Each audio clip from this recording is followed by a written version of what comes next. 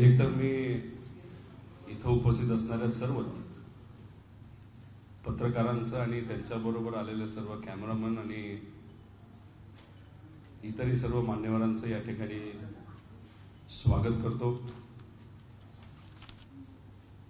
इथं आपण जी press conference करणार आहोत त्याच्यामध्ये एक तर MIDCच्या बाबतीतली काही माहिती जी आमच्याकडे आलेली आहे त्याच्याबद्दल मी काही खुलासा करेल।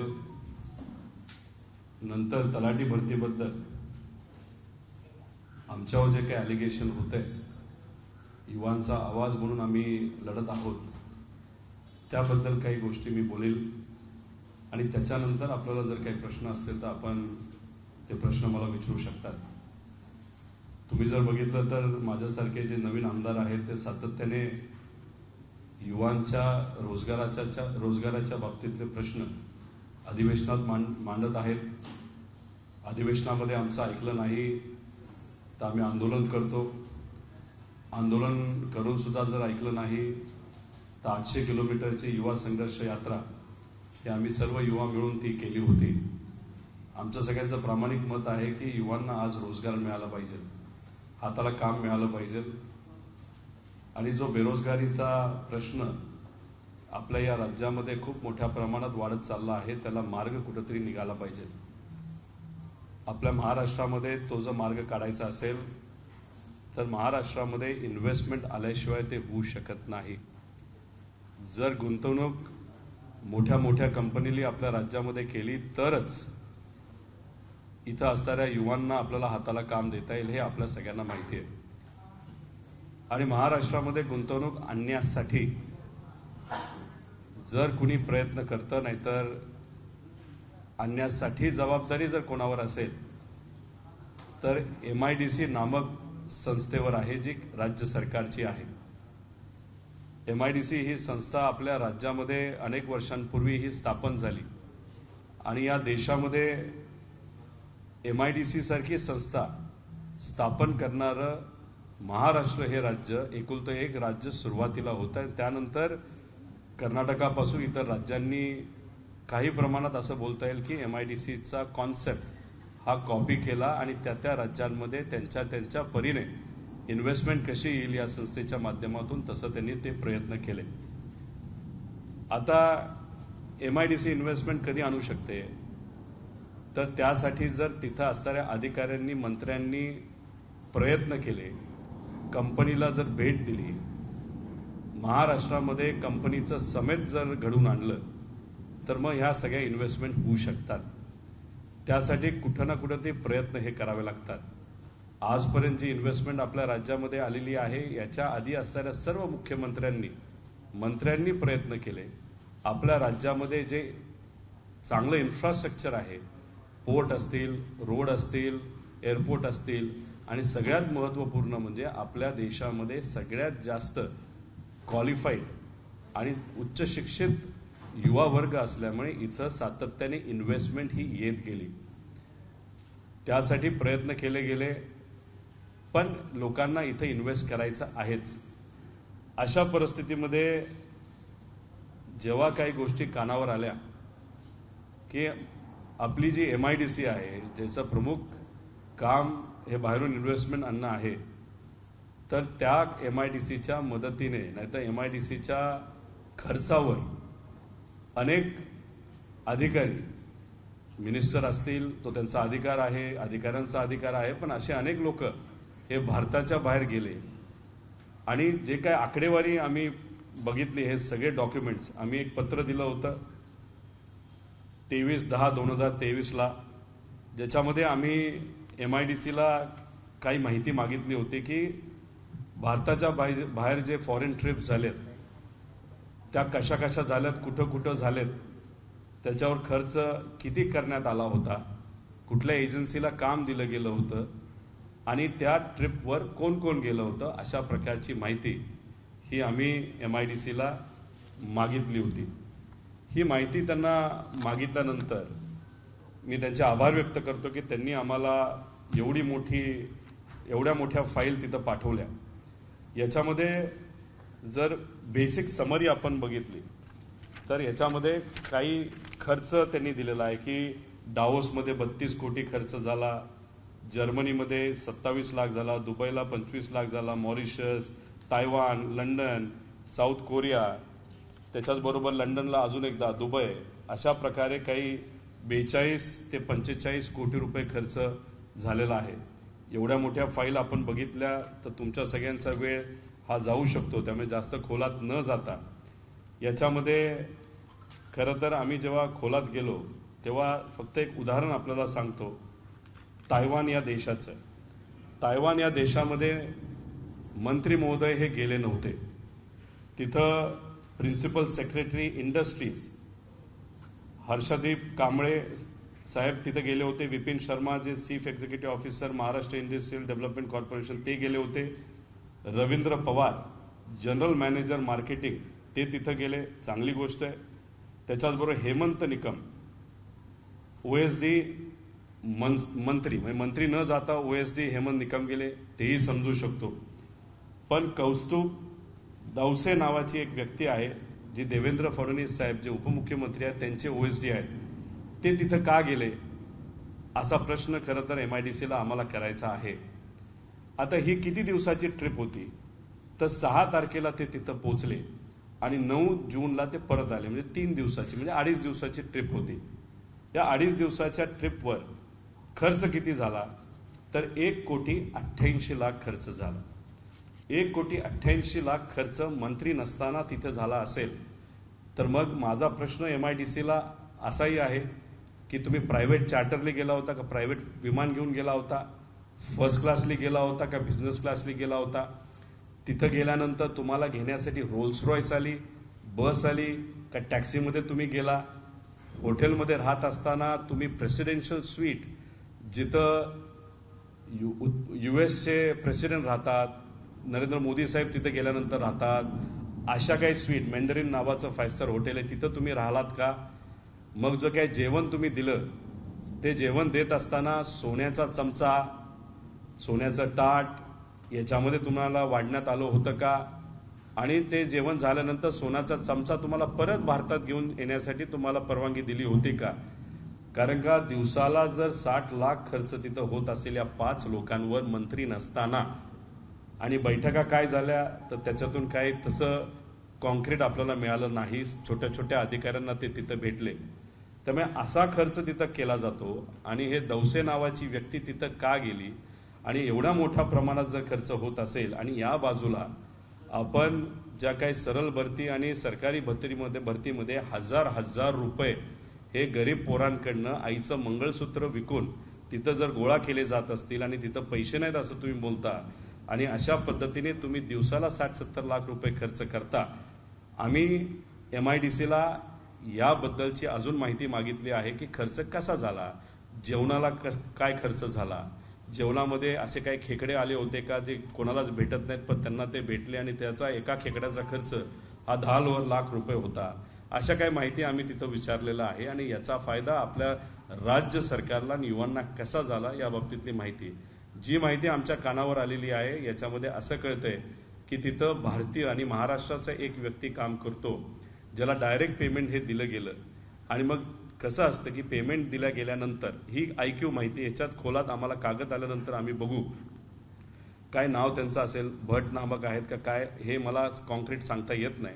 त्यांना पैसे दिले जातात, पैसे दिल्यानंतर खर्च हा राज्य सरकार म्हणजे गरिबाच्या पैशावर हा खर्च केला जातो आणि तिथं कॅशमध्ये काही डॉलर नाही तर त्यांची लोकल करन्सी दिली जाते, तिचं शॉपिंग केलं जातं, नाही तर तो खर्च परत भारतामध्ये दिला जातो. ह्याला आपण सायपनिंग ऑफ पैसे असं म्हणलं जातं. हे झालंय का याच्यामध्ये शहानिशा ही आपल्या सर्वांना तिथं करावी लागेल. आता आम्ही ही माहिती मागेल असं अनेक लोकांना वाटत सुद्धा नव्हतं. अधिकाऱ्यांना आता कुठंतरी अडचण झालेली आहे. 8 महिन्यांपूर्वी झालेला खर्च हा कसा दाखवायचा अशी आम्हाला आता चर्चा येते की हे जे दौसे नावाची व्यक्ती आहे त्यांना असंही कुठंतरी सांगण्यात आलं आहे की तुम्ही प्रायव्हेटली आम्हाला 25-30 लाख रुपये द्या ऑफिशियली आणि आम्ही बॅकडेटेड पत्र दाखवतो की तुम्हाला आम्ही पैसे मागितले, तुम्ही प्रायव्हेटली ह्याच्यावर आला, अशा प्रकारचे. पण आता डॉक्युमेंट आल्यानंतर हे आम्हाला बोलावं लागेल. हे फक्त IQ माहितीवर आम्ही बोलत आहोत. त्यामुळे हा जो काही खर्च तिथं झालेला आहे हा खरं तर सरकारी याच्यावरचा झालेला पैसा आहे. त्यामुळे तायवानबद्दल तुम्हाला सर्वांना मी दाखवलं. त्याच्यानंतर जपानवर जो खर्च झाला तिथं देवेंद्र फडणवीस साहेब गेले होते. ते मोठे नेते आहेत, सरकारचा त्यांच्यावर खर्च होत असेल तर काय हरकत नाही. पण राज्यामध्ये एका मंत्रालय नाही पण एका पदाधिकारी भाजपच्या सांगितलं होतं जपान या देशाने त्यांचा जो डॉक्टरेटचा खर्च आहे तो केला, पण तसं इथं दिसत नाही. तो खर्च MIDCने केलाय. आमचं दुमत नाही, खर्च करण्यात यावा, मोठे नेते आहेत, पण तो DCM या कार्यालयाला केला असता तर ते जास्त योग्य झालं असतं. तिथं सुद्धा खूप मोठ्या प्रमाणात खर्च हा झालेला आहे. आणि तिथं जर आपण बघितलं MIDCने जे काय खर्च केला तिथं जे केलं, कौस्तुभ दौसे तिथं सुद्धा गेले होते. त्याच्याचबरोबर तुम्ही जर आपण बघितलं तर तिथे करार हे कुठलेही झाले नव्हते. आणि जो करार तिथं जपानला झाला होता त्याच्यामध्ये एक जपान इंटरनॅशनल कॉर्पोरेशन एजन्सी आहे, ते मुंबई फ्लड मिटिगेशन प्रोजेक्टसाठी इन्व्हेस्टमेंट करायला रेडी आहे असं काहीतरी तिथं चर्चा झाली. मित्सुबिशी इलेक्ट्रिक असेल, NTT IT कंपनी आहे, त्यांनी अप्रॉक्सिमेटली 1600 कोटी खर्च करू असं सांगितलं. आणि सुमोटो नावाची एक कंपनी आहे, त्यांनी आपल्याकडे कुठंतरी 8000 कोटी खर्च इन्व्हेस्टमेंट करणार असं सांगितलं. करंट स्टेटस सुमोटो कंपनीचा जो आहे त्यांनी 2000 कोटी हे लीजसाठी आम्ही देऊ, मेट्रोच्या जे काय त्यांना दिलंय असं त्यांनी सांगितलं. लीजसाठी, इन्व्हेस्टमेंट नाही, लीजसाठी तो पैसा आहे. आणि 22 एकर जमीन बॉम्बे डाईंगची, MIDCची नाही, प्रायव्हेट एका कंपनी बॉम्बे डाईंग आणि मॅन्युफॅक्चरिंग कंपनी असं ते काय आहे, त्याच्यासाठी 5200 कोटी रुपये हे त्यांनी खर्च आहे. म्हणजे 8000 कोटीचे MOU झाले असं सांगितलं. पण याच्यामध्ये प्रायव्हेट जमीन महाराष्ट्रामध्ये ते मुंबईत घेत आहेत आणि लीजसाठी. म्हणजे कुठंतरी दिशाभूल ही राज्य सरकार या बाबतीत करतंय असं आमच्या सगळ्यांचं म्हणणं आहे. लंडनच्या बाबतीत पण मोठ्या प्रमाणात खर्च केला, तसंच साऊथ कोरियाच्या बाबतीत लंडनच्या ह्याच्यात तर खर्च खूप मोठा झाला. आणि त्याच्यात तिथं मुख्यमंत्री गेले नाही, त्यांना ती वेळ झाला नाही असं कुठंतरी आहे.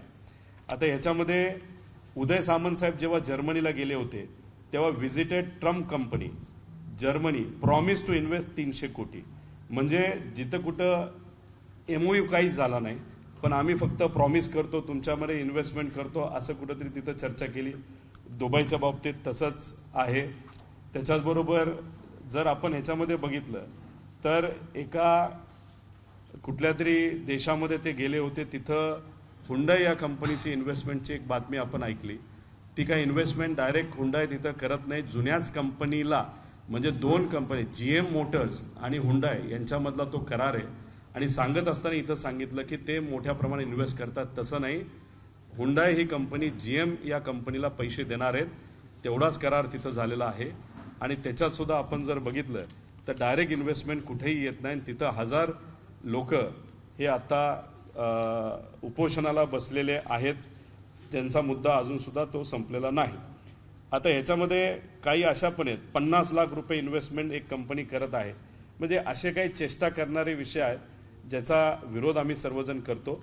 पण आमच्या सगळ्यांची आता ही मागणी आहे की मी एक कॅगला म्हणजे मुख्यमंत्री साहेबांना विनंती करतोय की अशा पद्धतीने तुम्ही जर वायपाट खर्च करणार असताल, 42 कोटी म्हणजे डावोसला 32 कोटी रुपये हा खर्च केला. आणि अशा पद्धतीने नुसत्या वेकेशनसाठी म्हणजे MIDC इंडस्ट्रीयलपेक्षा तिथे टुरिझम टाकावं लागेल. महाराष्ट्र टुरिझम बोर्ड हे MIDC झालेलं आहे. वायपाट खर्च केला जातो.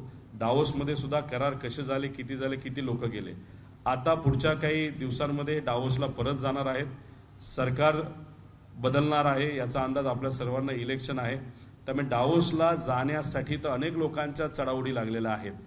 एक व्यक्ती जो कदाचित आज सत्तेत नाही तर सत्तेत असणाऱ्या पार्टीमध्ये सुद्धा नाही, पण जो काय भूकंप होणार आहेत असं काही नेता भाजपचा बोलले, त्या नेत्याने सुद्धा जो कथित एका पक्षामध्ये तिथं येणार आहे असं त्यांनी सांगितलं, त्या व्यक्तीला सुद्धा बाहेर आता पुढच्या 16-17 तारखेला जे काही हे एक डेलिगेशन बाहेर चाललंय मुख्यमंत्र्यांचं, त्याच्यामध्ये त्या व्यक्तीचं सुद्धा नाव आहे. ते कुठलं नाव काय याचा अभ्यास तुम्ही सर्वांनी करावा. आणि डावोसला जाऊन अनेक लोकांना तिथं जाऊन खर्च करण्याचं कुठंतरी प्लॅनिंग आहे. कॅगमध्ये मुख्यमंत्र्यांना विनंती करतो, कॅग याच्यासाठी करा की बिझनेस क्लास कोणाकोणाला अलाउड आहे, कसं कसं अलाउड आहे, 5 स्टार हॉटेलमध्ये कोणाला अलाउड आहे, MDला कुठं राहू शकतात, ते OSD आहे ते कुठं राहू शकतात. हे कौस्तुभ दवसे नावाची जी व्यक्ती आहे तर ते तर महाराष्ट्रामध्ये सुद्धा आणि भारतामध्ये सुद्धा विमानाने जेव्हा प्रवास करतात तेव्हा बिझनेस क्लासने ट्रॅव्हल करतात. MIDCचा खरा अधिकारी इकॉनॉमीली ट्रॅव्हल करतो 5,000 रुपयेली आणि कौस्तुभ दवसे हे तिथं 30,000 रुपये देऊन ट्रॅव्हल करतात असं डॉक्युमेंटमध्ये देण्यात आलेलं आहे. म्हणजे हा जो ब्रिज काल इनॉग्रेट केला, वर्षाला तुम्ही सामान्य लोकांकडून 1.5 लाख पाससाठी घेणार आणि हे कौस्तुभ दवसे जे त्या विभागाचे सुद्धा नाहीत, यांच्यावर तुम्ही एका बाजूलाच फक्त येऊन जाऊन सुद्धा नाही, तुम्ही 30,000 रुपये खर्च करता. हे कुठंतरी या पद्धतीची मागणी आम्ही मुख्यमंत्र्यांना करतोय की कॅगच्या माध्यमातून याच्यावर लक्ष देऊन ही माहिती आमच्यापर्यंत कशी ना कशी तरी ती आली पाहिजे. आता याच्यामध्ये आपण जर बघितलं तर ही जी कंपनी आम्ही USD ग्लोबल, ज्याचा विरोध हा आम्ही महापोर्टल जेव्हा झालं होतं त्याचा विरोध केला होता. USD ग्लोबलमध्ये कोण डायरेक्टर आहेत, ती कंपनी कोणाची, केनेडी स्कूल ऑफ इकॉनॉमिक्समध्ये कोण कोण शिकलं होतं, सरकारमध्ये त्यातलं कुणी आज OSD म्हणून आहे का, याचा एक अभ्यास करावा लागेल. आणि या USD ग्लोबलला हे मध्य प्रदेश गव्हर्नमेंटली व्यापम घोटाळ्यामध्ये तिथं बॅन करण्यात आलं होतं आणि महाराष्ट्रामध्ये त्यांना ही मदत नाहीतर कॉन्ट्रॅक्ट हे मोठ्या प्रमाणात दिलं गेलं होतं. त्याच्याचबरोबर या USD ग्लोबलचा आम्ही विरोध केला होता. त्याच्यामध्ये कोण कोण होतं हे थोडंसं बघावं लागेल. त्याच्याचबरोबर जेव्हा इलेक्शन 2019चं झालं होतं, इलेक्शन जे झालं त्याच्यामध्ये सोशल मीडियाची जी काही कंपनी होती प्रायव्हेट, त्याला इलेक्शन कमिशननी 2019ला का काम दिलं होतं आणि जो खर्च आमदार आणि हे करत असतात ते क्रॉस व्हेरीफाय करण्यासाठी सुद्धा कुठल्या कंपनीला काम दिलं होतं आणि ती कंपनी कोणाच्या मालकीची याचा एक अभ्यास आपण केल्यानंतर MIDC मध्ये जे लोक फुकटात फिरत आहेत आणि तिथं झालेला घोटाळा याचं कुठेतरी लिंकिंग आपल्या सर्वांना दिसेल. आणि आता सुद्धा तलाठी भरतीच्या माध्यमातून जे काय आज चाललंय याच्यामध्ये सुद्धा आपल्याला काही गोष्टी कळतील. आता हे 42 कोटीवर खर्च आणि त्याच्यामध्ये इरेग्युलरिटी याच्याबद्दल तुम्हाला काय विश्वास असेल तर आम्ही त्याचं उत्तर देऊ. पण खरं गुंतवणूक आली पाहिजे एवढीच आमच्या सगळ्यांची अपेक्षा आहे.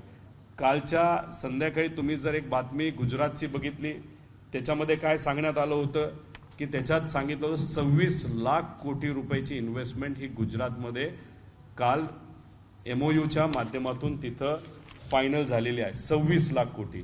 आणि देशामध्ये 2019 पासून 23 पर्यंत 15 लाख कोटी रुपये आले. म्हणजे देशात जेवढी इन्व्हेस्टमेंट आली नाही तेवढे MOU हे गुजरातमध्ये तिथं फायनल झालेले आहेत.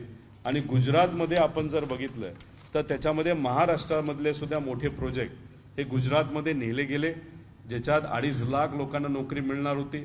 त्याच्याचबरोबर जो इकॉनॉमिक नाहीतर आपल्याला ज्याचा फायदा बँकिंग सेक्टरला झाला असता तोही प्रोजेक्ट तिथं गेला आणि इतरही काही मोठे मोठे प्रोजेक्ट गेले ज्याच्यातून 5 लाख लोकांना ही नोकरी मिळाली असती. त्यामुळे खऱ्या अर्थाने असा प्रश्न विचारण्याची वेळ आलेली आहे की राज्यात जे सरकार आहे ते महाराष्ट्रामध्ये असणाऱ्या युवांना हाताला काम देण्यासाठी खरं तर काम करतंय का गुजरातला मदत करण्यासाठी काम करतंय, हा महत्त्वपूर्ण प्रोजेक्ट आहे. आणि तुम्ही जर या देशातल्या जे काय फायनान्स मिनिस्टर आहेत त्यांनी काय वक्तव्य केलं तर त्यांनी वक्तव्य केलं तर काही वर्षांनंतर भारतामध्ये जर कुठलं इंजिन हे विकासाचं असेल नाही तर कोण तिथं विकासामध्ये सगळ्यात अग्रेसर असेल तर ते गुजरात स्टेट असेल असं त्यांनी तिथं सांगितलं. आणि ह्या सगळ्या इन्व्हेस्टमेंट आपण तिथं बघितल्या तर त्याच्यामध्ये हेच दिसतंय की केंद्रातले काही मोठे नेते हे भारतात इन्व्हेस्टमेंट आणण्यापेक्षा गुजरातमध्ये इन्व्हेस्टमेंट कशी येईल यासाठी तिथं प्रयत्न करत आहेत. व्हायब्रंट गुजरात तिथं घेतलं जातं. खरं तर मॅग्नेटिक महाराष्ट्र हे महाराष्ट्रात घेतलं जात होतं. पण असं कुठंतरी कळतंय की केंद्रातल्या काही लोकांनी राज्यातल्या भाजपच्या आणि इथं असणाऱ्या सत्तेतल्या नेत्यांना सांगितलंय की तुम्ही मॅग्नेटिक महाराष्ट्र घेऊ नका. मॅग्नेटिक महाराष्ट्र जर घेतलं तर व्हायब्रंट गुजरातमध्ये इन्व्हेस्टमेंट येत नाही. त्यामुळे ज्या दिवसापासून अशा प्रकारचे एफर्ट हे महाराष्ट्राकडनं कमी झाले आणि महाराष्ट्रातले मोठे काही प्रोजेक्ट्स आणि त्याच्याचबरोबर जो IFC सेंटर आहे तो गुजरातला गेल्यापासून इन्व्हेस्टमेंट मोठ्या प्रमाणात गुजरातला गेलेत आणि या 26 लाख इन्व्हेस्टमेंटच्या मदतीने 50 लाख युवांना गुजरातच्या तिथं नोकरी मिळणार आहे. आणि मग हा जो दबाव राज्य सरकारवर केंद्र सरकारचा आहे की महाराष्ट्राचं भवितव्य हे उद्ध्वस्त झालं तरी चालेल पण गुजरात मोठं झालं पाहिजे, गुजरातमध्ये इन्व्हेस्टमेंट ही मोठ्या प्रमाणात गेली पाहिजे, अशा प्रकारचा प्रयत्न हा काही नेत्यांकडनं का होतोय आणि त्याला साथ महाराष्ट्रातले जे आज सत्तेत असणारे नेते का करत आहेत असा प्रश्न हा आमच्या सगळ्यांच्या मनामध्ये आहे आणि सामान्य लोकांमध्ये आहे. आणि त्याच्यासाठी खऱ्या अर्थाने आम्ही सर्वजण प्रयत्न करत आहोत आणि ही गोष्ट लोकांसमोर यावीत यासाठी सुद्धा आम्ही तिथं बोलत आहोत. आणि जिथं कुठं मोदींचा दौरा झालेला आहे त्यानंतर तुम्ही जर बघितलं तर गुजरातचं डेलिगेशन हे तिथं गेलेलं आहे आणि तिथं गेल्यानंतर तिथं मोठ्या प्रमाणात इन्व्हेस्टमेंट ही गुजरातला आलेली आहे. आणि आमचे महाशय मंत्री महोदय अधिकारी जेव्हा भारतामध्ये एखादं समेट असतं, गुजरातमध्ये तिथं एक इलेक्ट्रॉनिक्सचं समेट झालं जिथं मोठ्या मोठ्या कंपन्या आल्या होत्या ज्याच्यामध्ये इलेक्ट्रॉनिक्सच्या कंपन्या होत्या, तिथं महाराष्ट्रातले नेते कुणीही गेले नाहीत पण त्या लोकांना भेटण्यासाठी तायवानला मात्र हे लोक जातात. तर असे काही प्रश्न आहेत, डिफेन्सचे जे काही प्रोजेक्ट्स आहेत त्यासाठी आपले महाशय हे गुजरातला तिथं गेलेले नाहीत जिथं सगळ्या कंपनी येतात. मग महाराष्ट्राच्या बाबतीत आपण का एवढं उदासीन आहोत? छोट्या छोट्या राज्यांमध्ये 40-40 हजार कोटीची इन्व्हेस्टमेंट जाते, कर्नाटकात इन्व्हेस्टमेंट जाते, तमिळनाडूमध्ये इन्व्हेस्टमेंट जाते, मुंबईमध्ये उत्तर प्रदेशचे मुख्यमंत्री इथं शो करतात इन्व्हेस्टमेंटचा, ममता दिदी येतात, तसंच इतरही राज्याचे नेते येतात आणि आपण दुसरीकडे कुठंच जात नाही. मग मुद्दामून महाराष्ट्रामध्ये इन्व्हेस्टमेंट येऊ नये यासाठी आपण सर्वजण प्रयत्न करत आहोत का? आणि मग अशा प्रकारचं लेटर कॅगच्या माध्यमातून ह्या सगळ्या गोष्टींची एन्क्वायरी हे जे काही पर्यटन झालेलं आहे शासकीय पैशावर, MIDCच्या पैशावर, याची कॅगच्या माध्यमातून एन्क्वायरी व्हावी असं मुख्यमंत्री महोदयांना आम्ही पत्र देणार आहोत. दुसरं पत्र आम्ही जे दिलेलं आहे त्याचाही रिप्लाय आम्ही वाट बघत आहोत की हे कसं खर्च झालेला आहे आणि हे पत्र मुख्यमंत्री कार्यालयामध्ये आम्ही देऊ, त्यानंतर त्याच्यावर काय कारवाई होती बघतो. आणि ती जर कारवाई मुख्यमंत्री महोदयांकडे नाही झाली तर सेंट्रल व्हिजिलन्स एजन्सीकडे सुद्धा आम्ही पत्र देणार आहोत. आणि ते तर काही झालं नाही तर मग इथं जे आपले करप्शन या राज्यामध्ये होतं का नाही याच्यासाठी जे विविध डिपार्टमेंट आहेत आपल्या महाराष्ट्रामध्ये त्याच्याकडनं आम्ही पत्र देऊन त्याबद्दलची एन्क्वायरी करण्यासाठी प्रयत्न आणि हे करणार आहोत. कारण आमच्या सगळ्यांचं मत आहे की महाराष्ट्रात इन्व्हेस्टमेंट ही आली पाहिजे आणि त्यासाठी हे जे वायपाट खर्च चालला आहे तो कुठंतरी थांबला पाहिजे यासाठी आम्ही सर्वजण प्रयत्न करणार आहोत. असं ह्या MIDCच्या ओव्हरऑल या सगळ्या अभ्यासानंतर आम्हाला कुठंतरी जाणवलं आहे. अधिकचे पेपर आल्यानंतर याच्याबद्दल आम्ही नक्कीच आपल्या सर्वांना सांगू. आणि तसंच तलाठी भरतीच्या बाबतीत बोलायचं झालं तर तलाठी भरतीमध्ये सुद्धा जर बघितलं तर सातत्याने आम्ही म्हणत होतो, जी मुलं आम्हाला सांगत होती की कुठंतरी भ्रष्टाचार झालाय, अर्थकारण तिथं कुठंतरी झालेलं आहे, एका पदाला पैसे घेतलेले आहेत. आणि मुलांचा आवाज म्हणून आम्ही जेव्हा हा मुद्दा अधिवेशनात मांडत होतो तेव्हा आम्हाला उत्तर असं येत होतं की तुम्ही सिरियस नाही, युवा सिरियस नाहीत. आणि ज्या पत्रकाराने जो FIR होतो जो कोण करतं तर आपलं होम डिपार्टमेंट करतं, ते देवेंद्र फडणवीस साहेबांच्या अंडर येतं. देवेंद्र फडणवीस साहेब म्हणतात की त्याच पत्रकारावर आम्ही हक्कभंग आणू की खोटी बातमी दिली, पण त्या पत्रकाराने जी बातमी दिली होती ती FIRच्या बेसिसवर दिली होती. आणि त्या FIR मध्ये तुम्ही खोलात गेला तर कसं त्याच्यामध्ये चुकीच्या गोष्टी झाल्या, कसं पेपर फुटले हे त्याच्यामध्ये दिलेलं आहे. त्यामुळे आम्ही सातत्याने युवांचा प्रश्न मांडत राहू. आमच्यावर ज्याला कारवाई करायची त्यांनी ती करावी, पण जोपर्यंत ह्याच्यामध्ये पारदर्शक पद्धतीने चौकशी होत नाही, जोपर्यंत ज्युडिशियल एन्क्वायरी होत नाही तोपर्यंत आम्ही तिथं शांत बसणार नाही. आतापर्यंत या तलाठी भरतीमध्ये 130 कोटी रुपये हे गोळा केले गेले, त्याच्यामध्ये 10 लाखपेक्षा जास्त मुलांनी तिथं फॉर्म भरले होते. पण त्याच्यामध्ये असं झालं की कदाचित हे मुद्दामून झालं, काही मुलांना 700 किलोमीटरपेक्षा जास्त लांब असणारे जे सेंटर मागितले नव्हते त्या सेंटरवर सुद्धा त्यांचं नाव देण्यात आलं.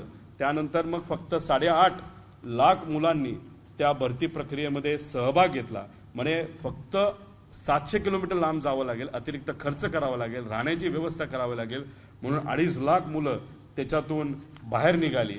आणि त्याच्यानंतर जी परीक्षा झाली तिथं मुलांचं म्हणणं होतं की TCS आयर्न डिजिटल झोनमध्ये ही परीक्षा घेण्यात यावी, पण तसं न घेता त्यांनी काही खोल्यांमध्ये घेतली, काही बंगल्यांमध्ये घेतली, काही अशा ठिकाणी घेतली जिथं CCTV कॅमेरा नव्हता, जिथं कुठेही मेटल डिटेक्टर नव्हते. आणि मग तिथं मुलांचं म्हणणं आलं की तिथं चोरी झाली, तिथं काही प्रमाणात चुकीच्या गोष्टी झाल्या. आमच्या सगळ्यांचं मत आहे की तुम्ही 1000 रुपये गोळा करता, त्याच्यामध्ये CCTVसाठी तुम्ही घेता, तर तुम्ही कुठं ना कुठं तरी या प्रक्रियेमध्ये म्हणजे चुकीच्या गोष्टी व्हाव्या यासाठी काही सत्तेतले लोक पाठिंबा देत आहेत. आणि हे होत असताना तुम्ही CCTV असताना सुद्धा पुरावे आम्हाला मागताय, असं युवांचं म्हणणं आहे. पेपर फुटीच्या बाबतीत 17 ऑगस्टला 14 सप्टेंबरला बऱ्याच ठिकाणी तिथं वेगवेगळे FIR हे झालेले आहेत. आणि त्याच्यामध्ये नाशिकमध्ये पेपर फुटी झाली, सांगलीमध्ये झाली, श्रीगोंद्यात झाली, छत्रपती संभाजीनगरमध्ये झाली. आणि त्याच्यामध्ये जर बघितलं पेपर, काही उदाहरण सांगायचं झालं तर पेपर फोडणारा आरोपी हा एक पोलीस अधिकारी आहे असं निदर्शनास आलेलं आहे. आता ह्याच्यामध्ये त्या व्यक्तीला 200 पैकी 201 नॉर्मलायझेशन मेथडच्या माध्यमातून तिथे मिळालं असावं, पण ही व्यक्ती कोण की जो पोलीस विभागामध्ये काम करतो. 2019च्या आधी सुद्धा त्याचं नाव पोलीस भरतीमध्ये काय पेपर फोडल्यासाठी आला आणि 2019ला जेव्हा BJPच्या काळामध्ये भरती झाली होती तो पोलीस भरतीमध्ये उत्तीर्ण झाला, तो पोलीस झाला. आणि त्याच्यानंतर आता असं कळतंय की त्याच्या बायको आता तलाठी झालेली आहे आणि त्याचं नाव सुद्धा तलाठीमध्ये आलेलं आहे. म्हणजे ज्याच्यावर FIR झाले की पेपर त्यांनी अनेक वेळा फोडले गेले, अशा देवीदास अमरसिंग जारवाल असं नाव आहे, त्याची बायको आता तलाठी झाली, तो स्वतः सुद्धा तलाठी झाले, ज्याच्यावर FIR झाले त्याचं नाव तलाठीमध्ये आलंय. जलीम आईचं मंगळसूत्र विकून असे युवा प्रयत्न करून सुद्धा त्यांचं नाव तलाठीमध्ये नाही झालं, पण त्यांचं इथं या व्यक्तीचं तिथं आलेलं आहे. त्याच्याचबरोबर आपण जर बघितलं तर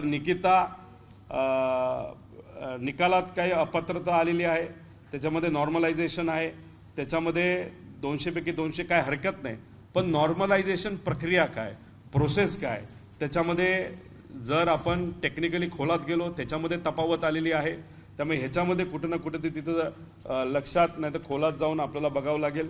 वन भरतीमध्ये ज्या व्यक्तीला 54 मार्क आले त्याला तलाठी भरतीमध्ये 214 मार्क आले. त्याच्यावरही काही युवांनी आक्षेप घेतलेला आहे. FIR अनेक झालेले आहेत, त्याचा अभ्यास राज्य सरकारने केलेला नाही, तो करावा असं आमच्या सगळ्यांचं मत आहे. एकच कुटुंबातले विद्यार्थ्यांना सारखे मार्क मिळाले आणि ते उत्तीर्ण झालेले आहेत. त्याच्याचबरोबर आपण जर बघितलं तर काही अधिकारी असे आहेत की जे TCS मध्ये काम करतात आणि त्यांच्या कुटुंबातील लोक हे आता तलाठी झालेले आहेत. आणि याच्याबद्दल जर तुम्ही खोलात गेला तर अनेक FIR आपल्याला मिळतील आणि अनेक चांगल्या पत्रकारांनी त्याच्यामध्ये कव्हरिंग केलेलं आहे. मागे गेला तर FIRची कॉपी सुद्धा आम्ही जोडलेली आहे. आता ह्याच्या व्यतिरिक्त अजून पुरावे आम्ही काय द्यायचे, ह्याच्यामध्ये 1000 रुपये तुम्ही का घेतात, CCTV कॅमेरासाठी चोरी होऊ नये म्हणून सुद्धा. तिथं तुम्ही जे मोबाईल रिसेप्शन असतं ते बंद व्हावं यासाठी सुद्धा तुम्ही पैसे घेतले, पण तिथं मोबाईल चालू होते, त्याच्यामध्ये मास कॉपी झाली. आणि ह्या सगळ्या होत असताना या गरीब मुलांचं काय आहे आणि त्या गरीब मुलांना तुम्ही म्हणताय की पुरावे द्या, आमच्यावर तुम्हाला कारवाई करायची असेल तर तुम्ही मोकळे आहात, आमच्यावर तुम्ही कारवाई करा. पण गरीब मुला मुलींच्या भवितव्यावर जर तिथं काही चुकीच्या गोष्टी होत असतील तर त्याच्या खोलामध्ये जाण्याची जबाबदारी ही राज्य सरकारची आहे. त्यामुळे एक असं पूर्वी जी IT कंपनी आहे त्याच्यामध्ये घोटाळा ज्या व्यक्तीने केला, आज सुद्धा ती व्यक्ती कदाचित एखाद्या मोठ्या मंत्र्याच्या ऑफिसमध्ये OSD म्हणून काम करते, त्याला तुम्ही पाठबळ देता.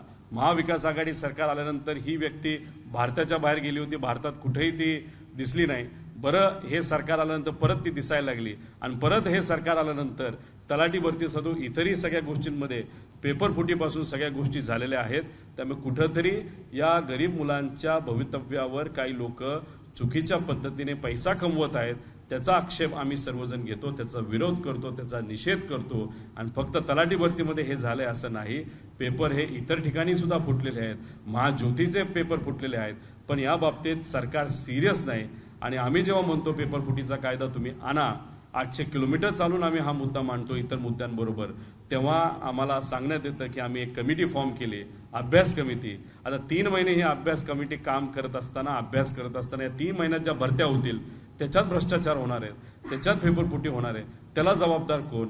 अशा प्रकारचे अनेक प्रश्न हे आम्ही सर्वजण इथं आपल्या माध्यमातून मांडतो. आणि ह्या ज्या काही गोष्टी चाललेल्या आहेत ज्याच्यामध्ये भ्रष्टाचार चालू आहे आणि गरीब कुटुंबातल्या मुलांवर आज अन्याय तिथं होत आहे, आणि जे काही गरीब कुटुंब त्यांची जमीन विकून मग आईचं मंगळसूत्र विकून जिथून कुठून पैसा गोळा होईल ते पैसा गोळा करून भवितव्य आपलं चांगलं व्हावं यासाठी शासकीय नोकरीमध्ये प्रयत्न करत आहेत, त्यांच्यावर तुम्ही अन्याय करत आहात.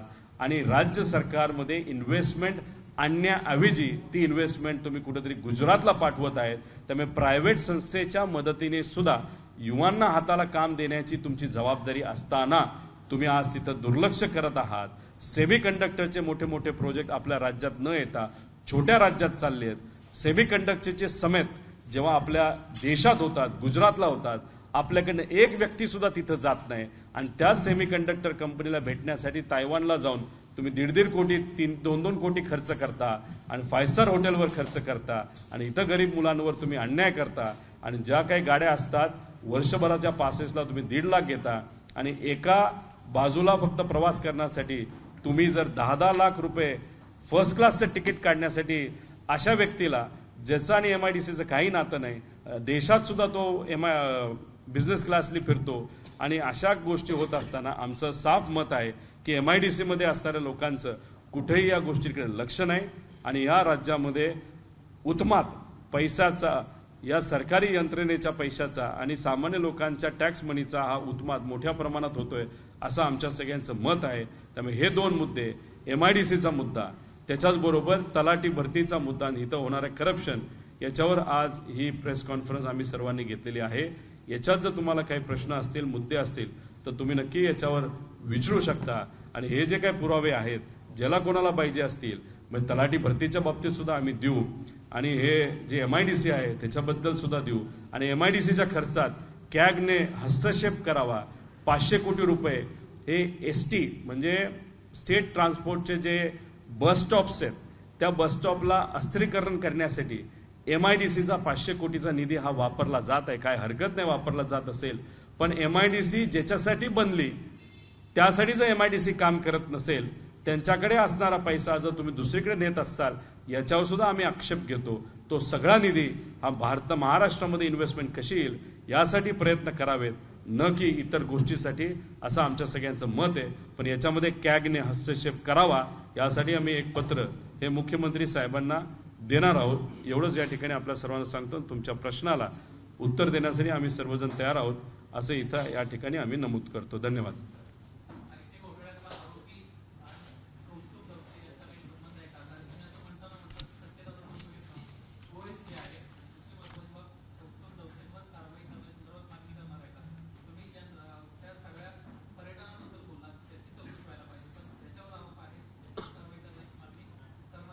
एक तर जो काय वायपाट खर्च हा MIDCच्या माध्यमातून झालेला आहे त्याच्यात कुठलीही हायरार्की न बघता कोणालाही बिझनेस क्लासली नेलेला आहे, कोणालाही मोठ्या 5 स्टार हॉटेलमध्ये राहायला त्याची चौकशी आम्ही करणार आहोत. कारण आमचं सगळ्यांचं मत आहे की तुम्ही जाऊन तिथं कुठेही MOU झालं नाही, 50-50 लाख रुपयाचे MOU केलेत, म्हणजे चेष्टाच केली आहे ना.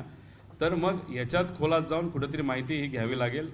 त्याच्याचबरोबर कोण हे प्रायव्हेट लोक आहेत ज्याच्यामध्ये कौस्तुभ दवसेचं नाव हे MIDCला दिलं म्हणून आम्हाला कळालं, तर त्यांना का नेलं गेलं, त्यांना आज या देशामध्ये फिरत असताना त्यांना का बिझनेस क्लासली फिरवलं जातं, त्यांचा याच्यामध्ये रोल काय. एक तर असंही म्हणलं जातं OSD हा असा असावा जो कुठल्याही प्रायव्हेट कंपनीमध्ये त्याची इन्व्हेस्टमेंट नाही, त्याची कुठलीही प्रायव्हेट कंपनी नाही. पण आम्हाला जे IQ माहितीवर कळत आहे कौस्तुभ दवसेच्या अनेक प्रायव्हेट कंपन्या आहेत, त्यांच्या मित्रांच्या कंपन्या आहेत ज्याच्यामध्ये तो डायरेक्टर सुद्धा आहे आणि त्याचे काही डॉक्युमेंट सुद्धा आलेले आहेत. अशा व्यक्तीला आपण OSD ठेवू शकतो का.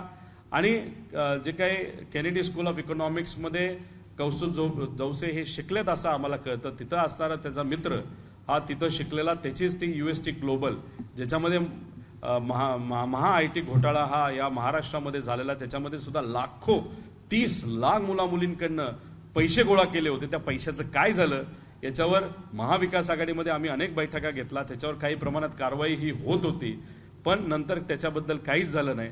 त्यामुळे याच्या खोलात नक्कीच जावं लागेल. त्याच्याचबरोबर इलेक्शन कमिशनची जी का कामं दिली गेली होती प्रायव्हेट कंपनीला, ती प्रायव्हेट कंपनीला का दिली गेली, त्याच्यामध्ये कौस्तुभ दवसे होता का, ते सुद्धा कुठेतरी आपल्याला बघावं लागेल. त्यामुळे ह्या सगळ्या ज्या काही गोष्टी आहेत ह्या लोकांपुढे आल्या पाहिजे. तुम्ही सत्तेत गेल्यानंतर तुम्हाला सत्तेची इतकी मस्ती येते की तो जो सरकारचा लोकांचा पैसा आहे हा तुमचे कार्यकर्ते तुमच्या जवळच्या लोकांना मोठं करण्यासाठी जर तुम्ही वापरत असाल, त्याचा सामान्य लोकांचा आवाज म्हणून लढणारे आमच्यासारखे कार्यकर्ते, आदरणीय पवार साहेबांच्या विचाराने काम करणारे आमच्यासारखे कार्यकर्ते, हे 100% त्याचा विरोध हा आम्ही सर्वजण करतो.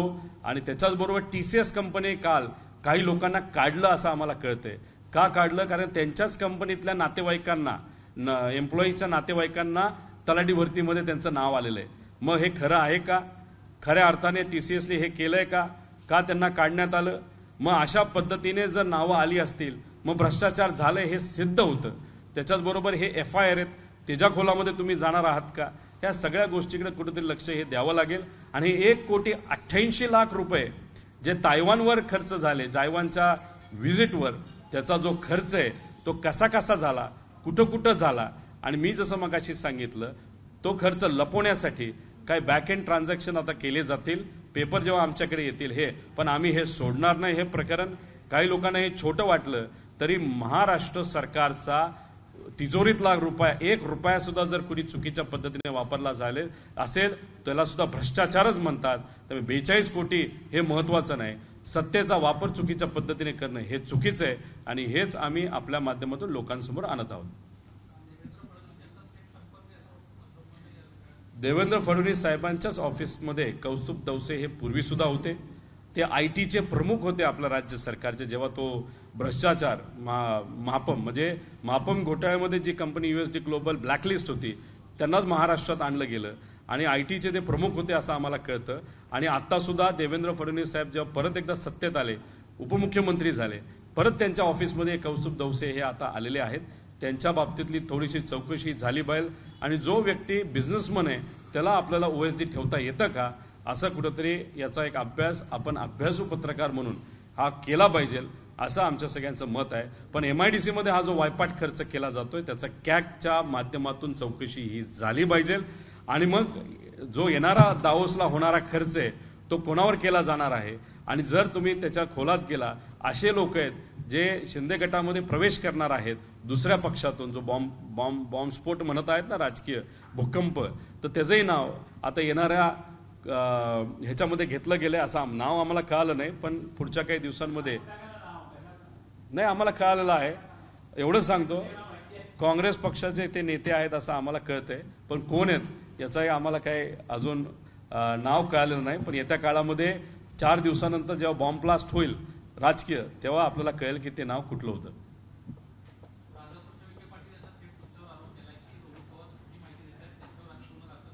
करा ना, मी म्हणलोय ना, आता माझ्यावर कारवाई करायला कुठली कारवाई राहिली आहे का? आज देशामध्ये ज्या ज्या संस्था आहेत त्या सगळ्या माझ्यावर आता कारवाई करत आहेत. का? युवांची भूमिका घेतोय, महाराष्ट्र धर्माची भूमिका घेतोय, महाराष्ट्राच्या लोकांची भूमिका घेतोय. आदरणीय पवार साहेबांबरोबर निष्ठेने तिथं आम्ही थांबलेलो आहोत, त्याच्यावर आम्हाला कारवाई केली. लोकांचं, मुलांचं जे मत आहे ते फक्त आम्ही मांडलं. म्हणून आमच्यावर जर तुम्ही कारवाई करणार आहात तर बिनधास्त तुम्ही कारवाई करा.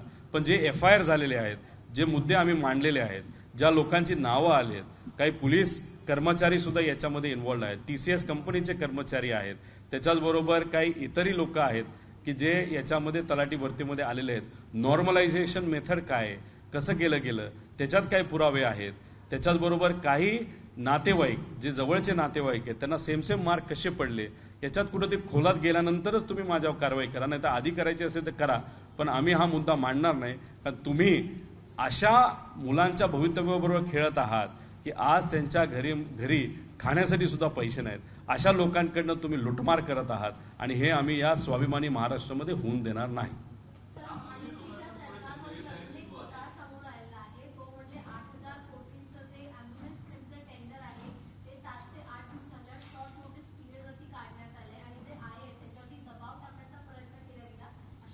आरोग्य विभागामध्ये तर खूप मोठ्या प्रमाणात घोटाळा हा चाललेला आहे. एका कंपनीला जिथं कुठंतरी आपण टोटल 4 वर्षासाठी 600 कोटीचा कॉन्ट्रॅक्ट करायला पाहिजे, तिथं कुठेतरी 2-3 हजार कोटीचा कॉन्ट्रॅक्ट केला होता. आरोग्य विभागाने त्या बाबतीतली चर्चा ही फायनान्स डिपार्टमेंटला केली सुद्धा नव्हती. जिथं तुम्हाला वर्षाला 60 कोटी रुपये खर्च हा करायचा असतो तिथं डायरेक्ट तुम्ही 600 कोटीवर जो खर्च घेऊन जात असाल आणि फायनान्सची परवानगी नसताना सुद्धा त्याचं तुम्ही टेंडर काढता आणि मग अधिवेशनामध्ये हा आम्ही मुद्दा घेणार आणि तसं बघितलं तर संजय राऊत साहेबांनी हा मुद्दा घेतला, त्यानंतर तो कॉन्ट्रॅक्ट कॅन्सल झाला. म्हणजे तुमचं इंटेन्शन हे भ्रष्टाचार करायचा होता, पण आम्ही तो मुद्दा बाहेर काढल्यानंतर तुम्ही तो टेंडर कॅन्सल करत असताल तर मग या सरकारमध्ये असणारे हे जे काही ॲम्ब्युलन्सचा घोटाळा आहे, औषधाचा घोटाळा आहे, आज खोकल्याचं औषध नाही हो का, कदाचित ती कंपनी जे मंत्री आहेत त्यांना पैसे देत नसावी असं आम्हाला सगळ्यांना मत आहे. असे अनेक घोटाळा हे आरोग्य विभागामध्ये चाललेले आहेत. भरतीमध्ये सुद्धा काय चुकीच्या गोष्टी घडतायत असं आम्हाला कळतं, त्या खोलामध्ये आम्ही सर्वजण जाणार आहोत. पण हे सगळे भ्रष्टाचार या महाराष्ट्रामध्ये होत आहेत आणि जे कॉन्ट्रॅक्ट तुम्ही सर्वांनी म्हणजे या राज्य सरकारने अधिवेशन नागपूरचं चालू असताना जे कॅन्सल केलं, ज्याच्यामध्ये 60 कोटीवरनं तुम्ही 600 कोटी वर्षाला तिथं खर्च करणार होतात, ते कोणाचं होतं, कोणाला दिलं गेलं होतं, का दिलं गेलं होतं, अजितदादा जे फायनान्स मिनिस्टर आहे त्यांची त्याला परवानगी होती का, याची शहानिशा या राज्य सरकारने केली पाहिजे. टेंडर तुम्ही कॅन्सल केलं म्हणजे तुम्ही भ्रष्टाचार केला नाही असं नाही, टेंडर काढलं त्याच्यामध्ये चुकीच्या गोष्टी होणार होत्या, त्याच्यावरूनच कळलं की तुम्ही व्यक्तिगत लाभ घेण्यासाठी टेंडर काढलं होतं, ते तुम्ही फक्त विरोधकांकडनं विरोध झाल्यामुळे तिथं टेंडर ते मागे घेतलं. पण तुम्हाला पैसा हा सामान्य लोकांचा खायचा होता आणि तो इलेक्शनला वापरायचा होता असं आमच्या सगळ्यांचं मत आहे.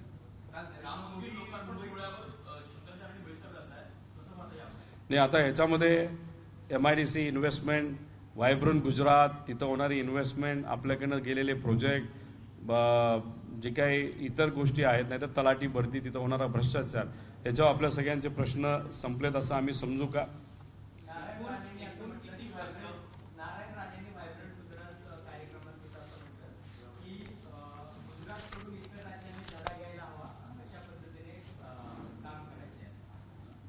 चांगले नारायण राणे साहेबांनी असं बोललं असेल तर कुणी थांबवले महाराष्ट्राच्या नेत्यांना? महाराष्ट्रातले जे काही इंडस्ट्री मिनिस्टर आहेत त्यांना कुणी थांबवलंय का? MIDC तुम्ही थांबवता, काय काय मतदारसंघामध्ये MIDC होता तर राजकीय द्वेषातून तुम्ही थांबवता. त्याच्याचबरोबर तुम्ही बाहेर जेव्हा जाता तेव्हा नुसतं स्वित्झर्लंड बघून येता, लंडन फिरून येता, तुम्ही तायवानला जाता, तुम्ही तिकडे जाता, म्हणजे तुम्ही तिथं जाऊन नुसतं वेकेशन करताय का? तो खर्च तुम्ही केला, त्याच्याबरोबर तुमचं काय वेगळं मंत्र्याचं नाही पण इतर लोकांचं काय प्रायव्हेट आहे का? अशा आमच्या सगळ्यांचे प्रश्न आहेत. अहो, महाराष्ट्राचेच प्रोजेक्ट तिथं गेलेत ना. तुम्ही डायमंडचा प्रोजेक्ट महाराष्ट्राचा तिथं गेला, बुलेट ट्रेनची महाराष्ट्राला काही जरूरत नाही, लाखभर कोटी रुपयाचं लोन आपण उगाच तिथं घेतोय. आता ह्या सगळे आणि देशाचे फायनान्स मिनिस्टर काय नाव, सीतारमण मॅडम, त्यांनी काय सांगितलंय, येत्या काळामध्ये गुजरातच ड्रायव्हिंग फोर्स राहणार आहे, गुजरातच या देशाचं इंजिन राहणार आहे. बॉस, ते इंजिन महाराष्ट्र नेहमी राहिलेलं आहे, पूर्वी सुद्धा, आज सुद्धा, उद्या सुद्धा. तुम्ही कितीही प्रयत्न केले महाराष्ट्रातले प्रोजेक्ट तिथे घेऊन जाण्यासाठी, आम्ही थोडी शांत बसणार आहे. आणि हा जो खरा चेहरा आहे या राज्य सरकारचा, 2014ला भाजपचं सरकार इथं आल्यापासूनच महाराष्ट्राची खऱ्या अर्थाने विकासाला कुठेतरी गती कमी झालेली आहे. सगळे प्रोजेक्ट हे गुजरातला घेऊन गेले आहेत. आणि तुम्ही प्रायव्हेटमध्ये काही भाजपच्या नेत्यांना सुद्धा जर विचारलं की त्यांना फक्त गुजरातला मोठं करायचंय, इतिहास जो झाला असेल महाराष्ट्र आणि गुजरातचा, त्याच्यामध्ये नेहमी महाराष्ट्रच हे पुढं राहिलेलं आहे. सुरतच्या बाबतीत पण बोलायचं झालं तर काही लोकांनी काही गोष्टी प्रायव्हेटली घेतलेल्या आहेत, मनाला लागलेल्या आहेत. मुंबई सुद्धा त्यांना पाहिजे होती, मुंबई त्यांना महाराष्ट्राला द्यायची नव्हती. महाराष्ट्र आणि मुंबई हा वेगळा असावा काही लोकांनी तिथं प्रयत्न केला. आणि ह्या सगळ्या गोष्टी जो मनामध्ये राहिलेल्या आहेत त्या आज कुठंतरी ते उनीदुनी या महाराष्ट्रावर अन्याय करून हे काढत आहेत. आणि ते अन्याय कसा करतायत, इथं सत्ता आली पाहिजे पण प्रोजेक्ट या महाराष्ट्रामध्ये आले नाही पाहिजे. आणि महाराष्ट्रावर खऱ्या अर्थाने अन्याय हा झाला पाहिजे.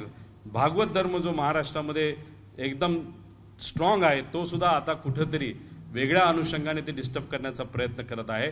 महाराष्ट्राचं ॲक्च्युअल जे फॅब्रिक आहे आध्यात्मिक, धार्मिक, विकासाचं, विचाराचं, हे कुठंतरी प्रत्यक्ष अप्रत्यक्षपणे भाजपच्या ते जे असणारे नेते आणि त्यांना आता मित्र जे मिळालेले आहेत ते हे डिस्टर्ब करत आहेत असं आमच्या सगळ्यांचं मत आहे.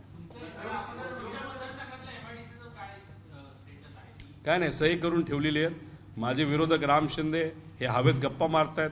काल कुठंतरी म्हणाले की परत एकदा आमचं सरकार आल्यानंतर 2024ला मी MIDC देतो. काय एवढं थांबायचंय? MIDC झाली ना, सह्या झाल्यात, करून टाका ना. मग हे जे राजकारण आहे ते गरिबावरच केलं जातं, तिथं असणाऱ्या युवांवर केलं जातं, त्यांच्या भवितव्यावर केलं जातं. त्यामुळे हे जे काही सगळे नेते आहेत भाजपचे, यांना फक्त राजकारण कळतं, यांना विकास कळत नाही. जसं कर्जत जामखेडमध्ये आमच्या सर्वांची तिथं असणाऱ्या गरिबाच्या हक्काची MIDC, ज्याच्यात BJPच्या सुद्धा कार्यकर्त्यांना नोकरी मिळणार आहे, राष्ट्रवादीच्या कार्यकर्त्यांना नोकरी मिळाली, अपक्ष लोकांना तिथं नोकरी मिळणार आहे, तिथं तुम्ही राजकारण करता. जसं माझ्या मतदारसंघात चाललंय तसं आमच्या सगळ्यांचं मत या महाराष्ट्रामध्ये चाललेलं आहे. आणि महाराष्ट्रावर हे लोक अन्याय करतायत. कुठं ना कुठंतरी तिथं चुकीच्या गोष्टी या महाराष्ट्रामध्ये चालल्यात, त्याचा विरोध हा आम्ही सर्वजण करतो.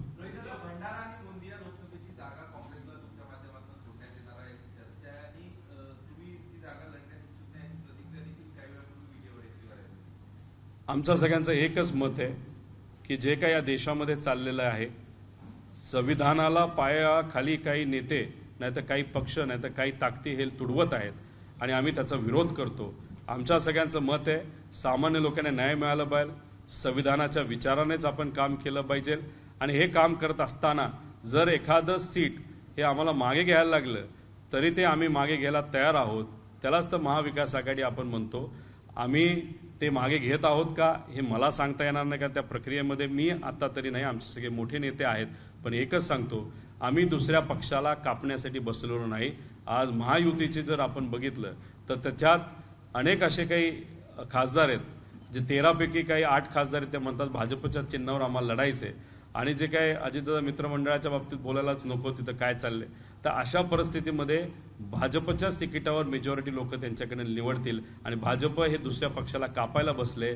आम्ही कुठलं तर एखादं सीट नाही तर एखादा मतदारसंघ जर कुठल्या दुसऱ्या मित्र पक्षाला सोडत असेल त्याच्यावरूनच कळतं की आम्ही जो विचार करतो हा समावेशक विचार करतो, आम्ही सगळ्या पक्षांचा विचार करतो, संविधानाचा करतो. एखादं पाऊल मागे टाकायचं झालं तरी आम्ही टाकायला तयार आहोत.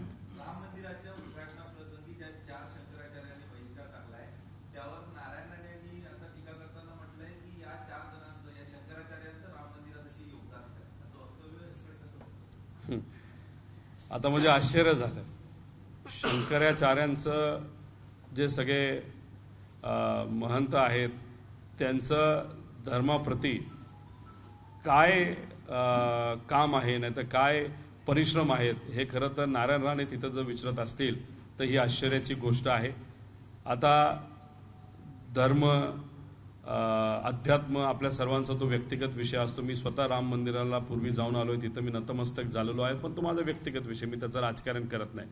पण आज तिथं जेव्हा एखादा राजकीय कार्यक्रम घेतला जात असेल तिथं जे इतरही मान्यवर आहेत, जे धार्मिक मान्यवर आहेत, तिथं त्यांना बोलवलं जात नसेल, त्यांच्या हातून तिथं जर पूजा केली जात नसेल आणि त्यांच्यामध्ये जर संभ्रम तिथं निर्माण केला जात असेल, नाही तर त्यांचं सगळ्यांचंच मत, जे धार्मिक क्षेत्रामध्ये काम करणारे सर्व महंत आहेत त्यांचं जर मत असेल की ह्याच्यात राजकारण केलं जातं, तो त्यांचा विषय आहे. आता ह्याच्यावर जर राजकीय उत्तर प्रत्युत्तर केलं जात असेल तर मला असं वाटतं की धर्मामध्ये परत एकदा राजकारण हे आणलं गेलं आणि त्याच्यात जर कुणी भाजपच्या नेत्यांवर धार्मिक गुरूंनी सुद्धा आक्षेप घेतला नाही तर प्रक्रियेवर घेतला, मंदिर पूर्ण नसताना सुद्धा जर तिथं पूजा केली जात असेल लोकसभेचं इलेक्शन डोळ्यासमोर ठेवून आणि त्याच्यावर जर धार्मिक गुरु जर बोलत असेल आणि त्याच्यावर जर भाजपचे नेते बोलत असतील, याच्यावरूनच समजून घ्या की धर्मामध्ये एवढं मोठ्या प्रमाणात राजकारण केलं गेलंय आणि हे राजकारण धर्मामध्ये नसावं असं आमच्या सगळ्यांचं व्यक्तिगत मत आहे. असं राजकारण कुणी करू नये असं सुद्धा आमच्या सगळ्यांचं मत आहे. नाही ते शेवट बोलू. आता दुसरा याच्याबद्दल कुठला मुद्दा आहे का?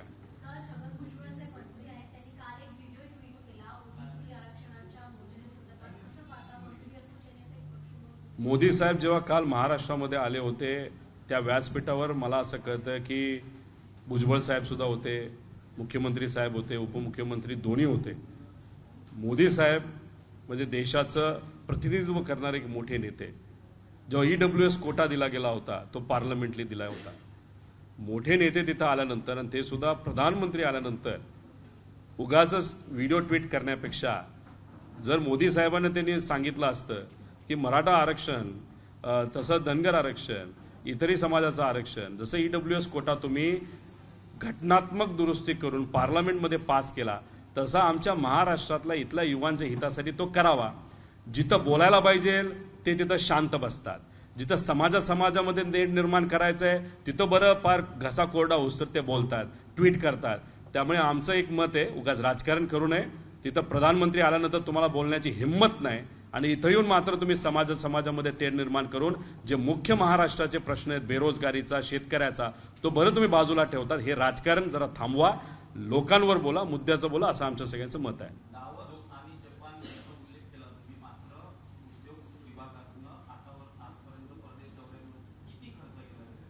42 कोटी रुपयाचा खर्च केलेला आहे, पण त्या खर्चातून कुठेही एमओयू झाले नाही. दावोसमध्ये एमओयू झालेले आहेत.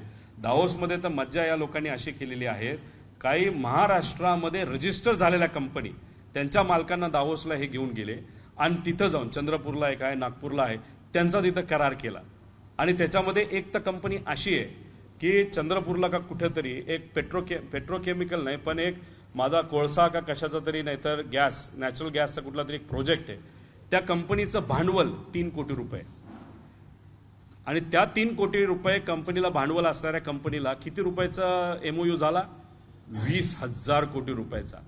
विदर्भातल्या म्हणजे महाराष्ट्रात लोकांचं तर दिशाभूल केलीच, पण विदर्भातल्या लोकांना सुद्धा दिशाभूल केली. 3 कोटीचं भांडवल असलेल्या व्यक्तीला, नाही तर कंपनीला, ती सुद्धा 7 महिन्यापूर्वी स्थापन झालेल्या कंपनीला तुम्ही 20,000 कोटीचा एमओयू केला. अरे सामान्य लोकांना, निवांना तुम्ही एवढं खुळं समजलंय का? अशा पद्धतीचे ते सगळे दावोसचे सगळे कागदपत्रे, त्या खोलात मी गेलो नाही, पण त्यात खोलात जायचं झालं तर एक वेगळी पत्रकार परिषद 2-5 तासाची आपल्याला घ्यावी लागेल.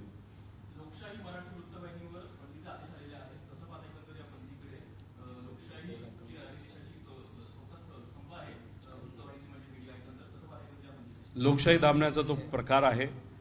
एखादा चॅनल जर एखादी बातमी तिथं देत असेल, नाही सरकारच्या विरोधात बोलत असेल, तो अख्खाच चॅनल तुम्ही महिनाभर बंद करता. त्याचा अर्थ की मीडियाला सुद्धा ह्यांनी सोडलेलं नाही. फक्त लोकशाही काय, NDTV पासून अनेक तुम्ही प्रकार तिथं बघितलं, मिश्रा सोयत मिश्राचं तुझं तिथं बघितलं, त्याच्यावर तसाच अन्याय झाला. का तर केंद्र सरकार आणि सत्तेत असणाऱ्या लोकांच्या विरोधात ते बोलत होते. आम्ही सुद्धा बोलायला लागल्यानंतर आमच्यावर सुद्धा कारवाई झाली. त्यामुळे तुमच्यात आमच्यात काही फरक नाही. फक्त एकच समानता आपल्या आणि सगळ्या चॅनलांनी आपल्यात आहे की आपण सामान्य लोकांचे मुद्दे मांडतो आणि मुद्दे मांडल्यानंतर आपल्यावर कारवाई होते. एवढंच मला या ठिकाणी नमूद करायचं. नाही, मोदी साहेब बोलत असताना मोदी साहेबांनी कदाचित पुढेच ते बघत होते. तरी आसपास जर बघितलं असतं, देवेंद्र फडणवीस साहेब सुद्धा घराणेशाहीचे प्रॉडक्ट आहेत, अजितदादा सुद्धा घराणेशाहीचे प्रॉडक्ट आहेत. तिथं तुम्ही एकनाथ शिंदे साहेबांच्या बाबतीत बोला, त्यांचा मुलगा खासदार आहे. मी अजून जे भाजपची पार्टी आहे त्या खोलात नाही गेलो, विखे पाटील साहेबांपासून सगळे. तर मग मोदी साहेब बोलत असताना ते कसे बोलून गेले, कदाचित ते बोलण्याच्या पूर्वी स्टेजवर जर त्यांनी बघितलं असतं तर त्यांना एक वेगळा प्रश्न पडला असेल. पण त्यांनी स्टेजवर बघितलं नसलं तरी युवांनी मात्र स्टेजवर बघितलं होतं की तिथं घराणेशाहीचे प्रॉडक्ट सगळे स्टेजवर बसले होते. आणि आज भाजपमध्ये सगळ्यात जास्त घराणेशाही असणारे लोक आहेत. खासदारांपैकी 70 खासदार असे आहेत भाजपचे जे घराणेशाहीचं प्रॉडक्ट आहे. त्यामुळे फक्त राजकीय दृष्टिकोनातून बोलताना कुठेतरी हे स्टेटमेंट ऐकल्यानंतर आम्हाला सुद्धा वाईट वाटतं.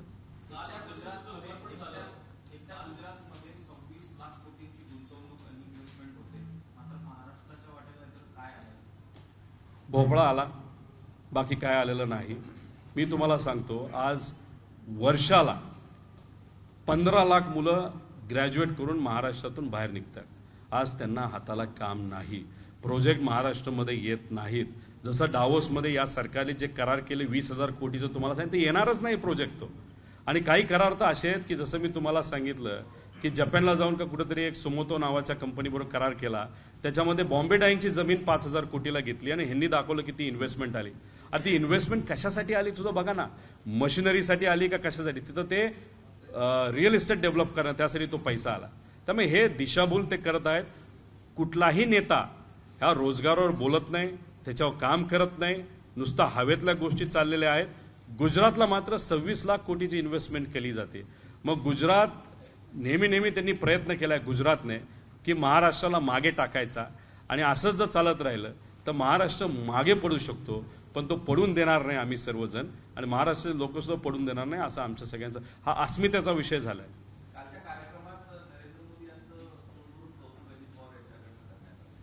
खरं तर जेव्हा ते विरोधी पक्ष नेता होते, पुण्यामध्ये एक कार्यक्रम झाला होता.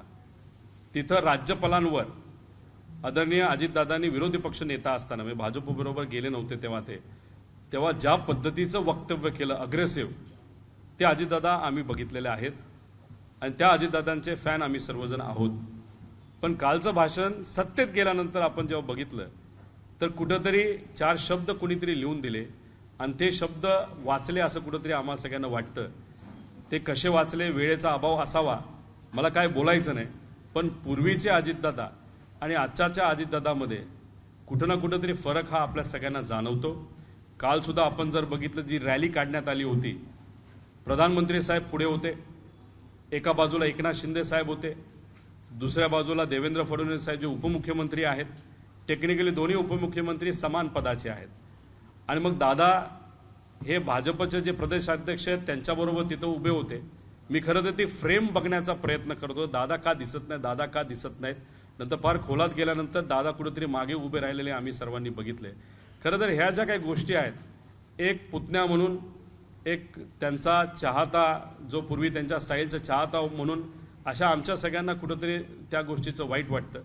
काल तुम्ही बघितलं मंदिरामध्ये सुद्धा जेव्हा स्वच्छता ही आदरणीय मोदी साहेबांच्या माध्यमातून चालू होती, त्या फोटो फ्रेममध्ये मुख्यमंत्री साहेब साफसफाई करताना दिसले नाही, उपमुख्यमंत्री साहेब दिसले नाही, कुणी दिसलं नाही. त्याच्याचबरोबर एक फोटो, खूप सुंदर असा फोटो, म्हणजे तो ब्रिज खूप सुंदर दिसतोय, त्याच्यावर मोदी साहेबांचा एक फोटो खूप चांगला आलेला आहे. पण ते एकटेच दिसतात, बाकी कुणीच त्याच्यामध्ये दिसत नाहीत. आणि त्याच्याचबरोबर अटल नाव हे दिलं गेलं. आदर आहे अटल बिहारी वाजपेयींचा, आम्हाला खूप चांगले मोठे नेते होते, त्यांचा फोटो तिथं कुठं आम्हाला दिसला नाही. आणि आमच्या सगळ्यांचं एक मत आहे की तिथं गडकरी साहेबांना बोलवायला पाहिजे होतं. का त्यांना बोलवलं गेलं नाही हे थोडंसं कुठंतरी आपल्याला बघावं लागेल. गडकरी साहेब हे विकास पुरुष आहेत. या देशामध्ये सगळ्यात मोठे प्रोजेक्ट रोडचे जर कुणी केले असतील तर ते गडकरी साहेबांनी केलेत. आणि काल ते व्यासपीठावर नव्हते, कुठंतरी उणीव त्यांची तिथं जाणवत होती, असं आमच्या सगळ्यांचं मत आहे. बस, कोणाचं काय नाही ना. आभारी आहे आपण सर्वजण आलात. जर नाश्त्याची सोय केली, आभार.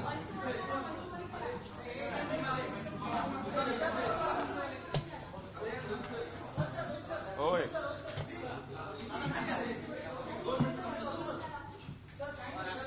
बरं हिंदीमध्ये बोला, पण एवढं नको, 5 मिनिटात घ्या, वेगळे वेगळे.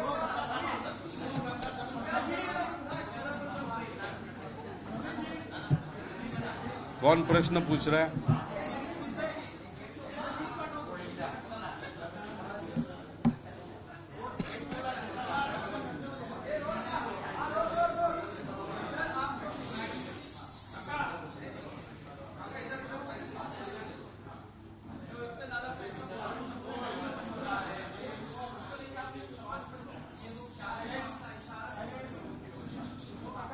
देखो, हमने एक पत्र लिखा था MIDC को.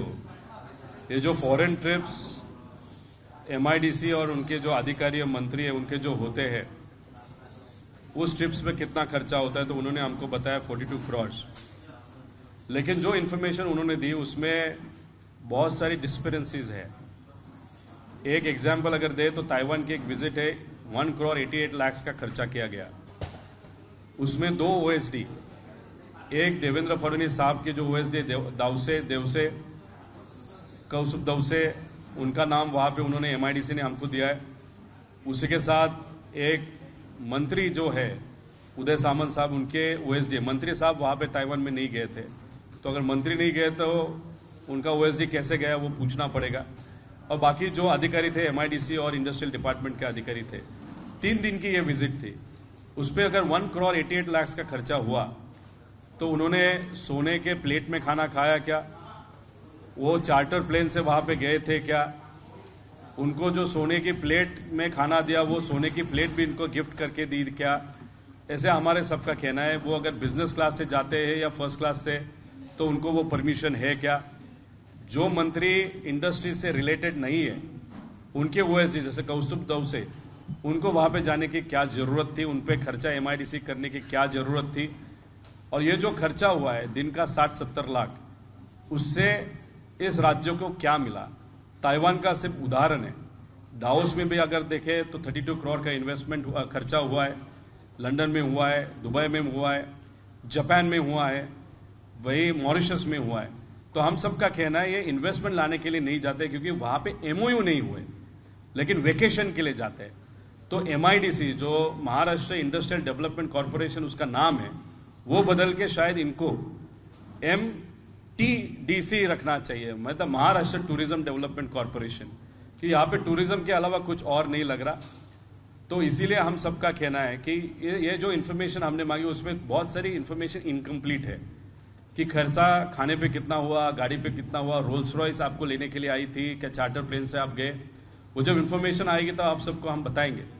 वो इन्फॉर्मेशन जब तक आती है तब तक हम रुकेंगे, नहीं तो हमने मुख्यमंत्री साहब के नाम से एक लेटर लिखा है कि इसके कैग की इंक्वायरी हो। ये जो कॉमन मैन का पैसा है वो गलत तरीके से इस्तेमाल ये सरकार कर रही है, और ये जो वेकेशन का स्टाइल इस सरकार ने जो इम्प्लीमेंट किया है तो वो कहाँ पे तो रुकना चाहिए। कैग का रिपोर्ट क्या आता है वो भी हम देखेंगे, और उसी के साथ अगर कैग का जो एनालिसिस है अगर उसके लिए परमिशन मुख्यमंत्री साहब ने नहीं दी तो अलग अलग माध्यम है हमारे पास, लेकिन हम डिटेल में जाएंगे क्योंकि हम सबका कहना है कि इस राज्य में जो इन्वेस्टमेंट पहले आती थी वो इन्वेस्टमेंट आज नहीं आ रही। तो ये खर्चा क्यों गया। आज जो युवा educated okay, graduate, post graduate okay उनको हाथ को काम नहीं है, उसकी जिम्मेदार ये सरकार होती है।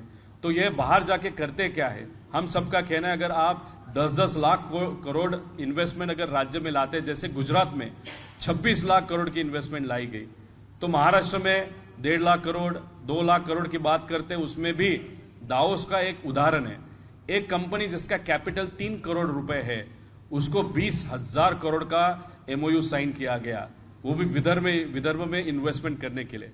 ये तो साफ साफ लोगों का वहां पे चीट करने का है, और विदर्भ के लोगों को भी चीट इस सरकार ने किया है।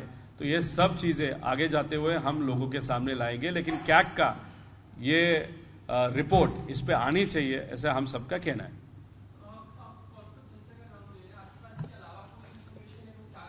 एक तो 2014 से लेके 19 तक कौस्तुभ दौसे, ये देवेंद्र फडणवीस साहब जो मुख्यमंत्री थे उनके तो वो OSD थे, वो प्राइवेट व्यक्ति है, उनकी प्राइवेट कंपनियां है। प्राइवेट कंपनियां जिस व्यक्ति के है वो OSD हो सकता है क्या इतने बड़े नेता का, नहीं तो मंत्री का, ऐसा हमारा प्रश्न है। महाविकास आघाड़ी सरकार आने के बाद 2.5 ईयर वो भारत के बाहर गए, वापस आए जब देवेंद्र फडणवीस साहब उप मुख्यमंत्री बने। वो OSD बने ना बने ये मेरा प्रश्न नहीं है, मेरा प्रश्न यही है कि एक प्राइवेट व्यक्ति जिसका बिजनेस इंटरेस्ट है वो OSD बन सकता है क्या। और जब 5 साल में जब बीजेपी का सरकार था तब महा IT के माध्यम से जो महाभर्ती किया गया था उसमें बहुत बड़ा भ्रष्टाचार हुआ था, करप्शन हुआ था, ये हम सब ने देखा है। उस IT डिपार्टमेंट के प्रमुख कौस्तुभ दौसे थे, ऐसे हम सबको बताया गया है। अगर आप डिटेल में जाओ तो आप सबको पता चलेगा। USD ग्लोबल नाम की जो कंपनी है जिसको काम दिया गया मध्य प्रदेश में व्यापम घोटाला, उसमें बहुत सारे लोगों का खून हुआ है, उसमें बहुत बड़ा भ्रष्टाचार हुआ है, और मध्य प्रदेश ने वहां पे उस पर बंदी लाई है। उसी कंपनी को महाराष्ट्र में काम दिया गया था। उसमें जो कैनेडी स्कूल ऑफ इकोनॉमिक्स है उसमें कौन कौन पढ़े हैं, उसमें एक व्यक्ति जो वहां पे पढ़े उसको काम दिया गया था, वो किसके मित्र है उसका, और किसी OSD का कुछ रिलेशन है का वो देखना पड़ेगा, वो डिटेल में जाना पड़ेगा। उसी के साथ जब 2019 में इलेक्शन कमीशन का एक जो काम दिया गया था वो एक प्राइवेट कंपनी को दिया गया था, सोशल मीडिया का, और जो खर्चा होता है आमदार का उसको क्रॉस वेरिफिकेशन का काम एक प्राइवेट कंपनी को दिया था। वो प्राइवेट कंपनी किसकी, उसमें डायरेक्टर कौन है, वो एक हम सबको देखना पड़ेगा। और इलेक्शन कमीशन एक प्राइवेट कंपनी को काम दे सकती है क्या, ऐसा ही हमारा प्रश्न है, जो थोड़ा सा डिटेल में जाने की जरूरत है। क्योंकि आज इस सरकार में अगर आप देखें, बीजेपी जब जब सत्ते में आई है उन्होंने जो गवर्नमेंट जॉब का करप्शन है बहुत बड़े तरीके से उन्होंने किया है, और अभी वही चर्चा तलाटी भर्ती और इतर इसमें है। तो इसीलिए हम सबका कहना है कि इसमें डिटेल में जाने की जरूरत है। जो MIDC का मुद्दा हमने लाया उसमें डिटेल में जाने की जरूरत है, और जो तलाटी भर्ती और जो अलग अलग भर्ती सरकार के माध्यम से हो रही है उसमें जो भ्रष्टाचार हो रहा है हजारों करोड़ का, उसमें भी डिटेल में जाने की जरूरत है।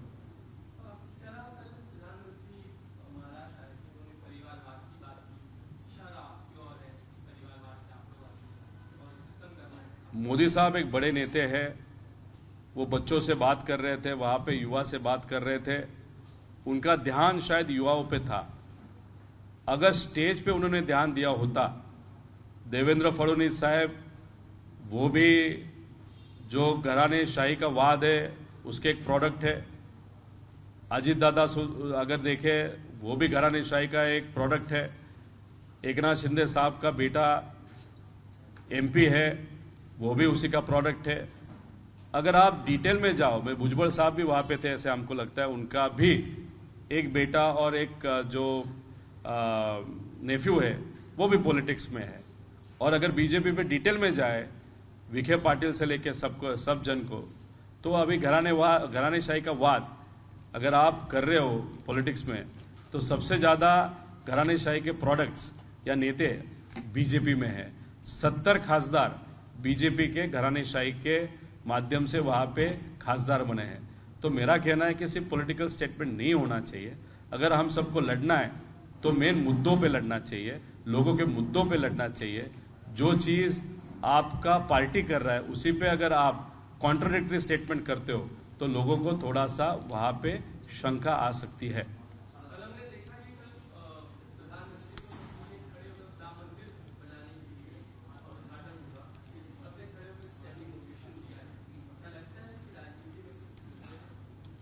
कहाँ पे? नासिक या बारामूला, पुणे में, बम्बई में नहीं। देखो, प्रधानमंत्री साहब बड़े नेता है, मोदी साहब बड़े नेता है।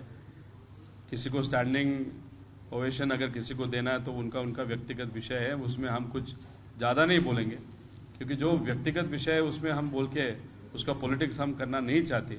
लेकिन हम सबका और एक कहना था, इतना बड़ा नेता अगर महाराष्ट्र में आ रहा है तो जो किसानों के इश्यूज है, खास करके नासिक में अगर आप देखें तो अनियन जो ग्रोवर्स है तो उनके बहुत सारे प्रॉब्लम्स हैं, और उसी के साथ इन्वेस्टमेंट महाराष्ट्र में नहीं आ रही। तो ये जो नेता वहाँ पे गए थे, जो क्लैप कर रहे थे, तो उनको इतना टाइम प्रधानमंत्री साहब के साथ मिला था तो इन्वेस्टमेंट के बारे में बात करना चाहिए था। किसानों के साथ उनकी एक बैठक लगानी चाहिए थी, जो महाराष्ट्र के नेताओं ने नहीं की। और दूसरी बात, ये जो भुजबल साहब है या मुख्यमंत्री उप मुख्यमंत्री है, इतने बड़े नेता आपके पास आए कि जिन्होंने ईडब्ल्यूएस कोटा आरक्षण का ये घटनात्मक दुरुस्ती करते हुए वहां पे ईडब्ल्यूएस कोटा दिया, तो आप मराठा आरक्षण, ओबीसी, धनगर आरक्षण, मुस्लिम आरक्षण, लिंगायत आरक्षण, उसका भी मुद्दा घटना दुरुस्ती के माध्यम से कर सकते हो। उसके बारे में बात करनी चाहिए थी। भुजबल साहब स्टेज पे थे, स्टेज से उतरे, जैसे वो रोड पे जाते वो भूल जाते कि वो मंत्री है, नेता है। उन्होंने वापस ट्वीट किया। वहां पे समाज में जैसे कि ओबीसी विरुद्ध मराठा क्यों करने का वो ट्राई कर रहे हैं। आपके साथ इतना बड़ा नेता है, उसके साथ बात करते हुए ये प्रॉब्लम सॉल्व कर सकते हो, लेकिन वहां पे आपको बोलना नहीं। आप में शायद वो गट्स नहीं है, आप बात करने के लिए डरते हो मोदी साहब से, ऐसा आप सबका अभी कहना है, इसीलिए उनको वो इश्यूज नहीं बताते। अगर आप इशू मोदी साहब को बताओगे तो वो प्रॉब्लम सॉल्व करेंगे। मोदी साहब जहाँ पे तो सब कुछ मुमकिन है, ऐसे ही आप कहते हो, लेकिन आप उसके बारे में कुछ नहीं बात करते, सिर्फ तालियां बजाओ तो तालियां बजाओ। लोग लोकशाही के माध्यम से इलेक्शन जब आएगा तब जो निर्णय वो लेंगे।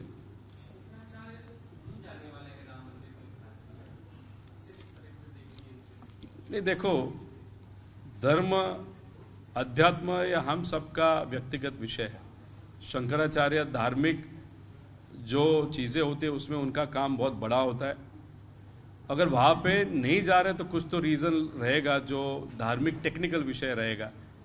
और दूसरी बात, यहाँ पे हम सबका कहना है, जो राणे साहब ने एक पॉलिटिकल स्टेटमेंट दिया कि नहीं आना चाहते तो नहीं आने दे, बाकी हम देख लेंगे, ये जो विषय है वो धर्म में राजकारण नहीं आना चाहिए, आप सबका कहना है। लेकिन वहां पे अगर आप देखें, वो मंदिर सुंदर है, भारत के सब लोगों ने मिलकर वहां पे फंडिंग किया है, लेकिन वो मंदिर तो कंप्लीट होना चाहिए। कंप्लीट होने के बाद अगर वो कार्यक्रम होता है अप्रैल या मई में, ठीक है, वहां पे शायद लोकसभा इलेक्शन का जो आचार संहिता उसके पहले लगने वाला है, इसीलिए अभी वो कार्यक्रम लिया। अगर उसका कारण है तो वो पॉलिटिकल फिर कार्यक्रम है, ऐसा हम सबका कहना है। और सब जो धार्मिक गुरु है उनका भी वही कहना है, ऐसा हम सबका कहना है।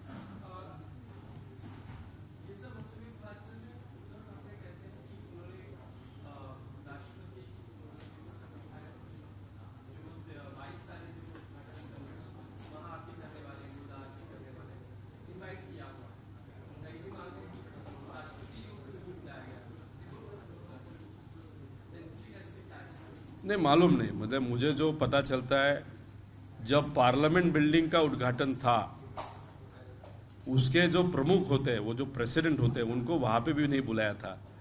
ये तो धार्मिक कार्यक्रम है, वहां पे बुलाया नहीं बुलाया ये नहीं मालूम, लेकिन पार्लियामेंट जो लोकशाही का एक मंदिर है, हम कहते हैं कॉन्स्टिट्यूशन का एक मंदिर है, वहां पे लोगों के हित की चर्चा होती है, कॉन्स्टिट्यूशन के हिसाब से हम काम करते हैं, वहां पे उनको नहीं बुलाया था या वहां पे उनको महत्व नहीं दिया गया था। उसी से पता चलता है कि आज इस देश में क्या चल रहा है। एबीपी माझा, उघडा डोळे बघा नीट।